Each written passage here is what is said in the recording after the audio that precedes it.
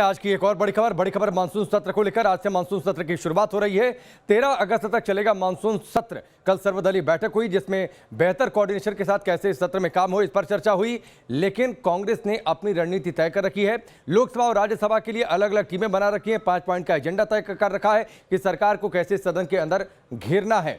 इसमें बेरोजगारी, तेल की बढ़ती कीमतें, सीमा विवाद, ये सारे बड़े मुद्दे हैं। कांग्रेस की ओर से आज से संसद के मानसून सेशन की शुरुआत हो रही है।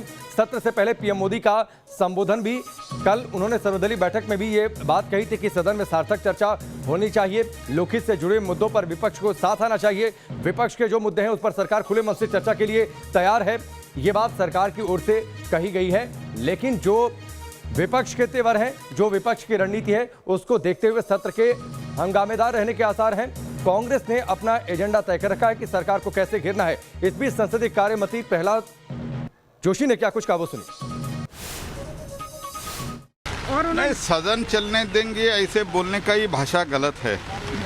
स्ट्रक्चर डिबेट जो कुछ भी नोटिस देना है वो देने दो।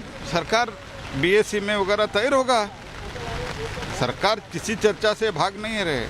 सरकार सदन, जैसे कल माननीय प्रधानमंत्री जी ने कहा है, सार्थक चर्चा होना चाहिए। Government firmly believes in that. Sir, government ने ऑफर किया था कि प्रधानमंत्री कोविड की सिचुएशन पे दोनों हाउसेस को ज्वाइंट एड्रेस कर सकते हैं।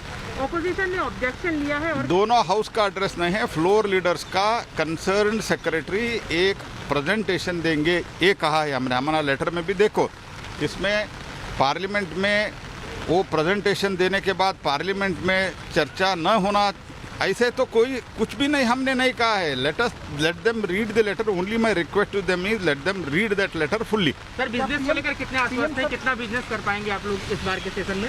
ना, हमारा पूरा उम्मीद है बिजनेस पूरा चलाना चाहिए। और लोग देख रहे हैं हम क्या चर्चा कर रहे हैं कोविड सेकेंड वेव के बाद। और हमारा बहुत जो पेंडिंग बिल है 3, साढ़े 3, 4 महीने के बाद हम मिल रहे हैं। लोग उम्मीद कर रहे हैं अपोजिशन से और सरकार से स्ट्रक्चर डिबेट होना चाहिए, चर्चा होना चाहिए। जो मुद्दा उठाता है सरकार उसको उत्तर देना चाहिए। हम उत्तर देने के लिए तैयार है। स्ट्रक्चर रूप में प्रश्न वो पूछने दो चर्चा के द्वारा।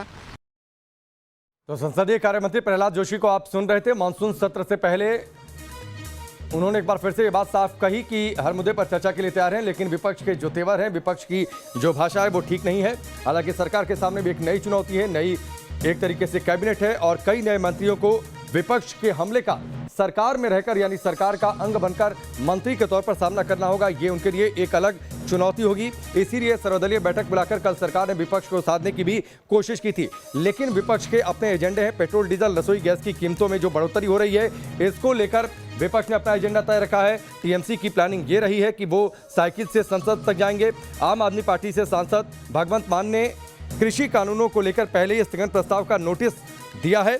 विपक्ष पूरी तरीके से तैयार है सरकार को घेरने के लिए।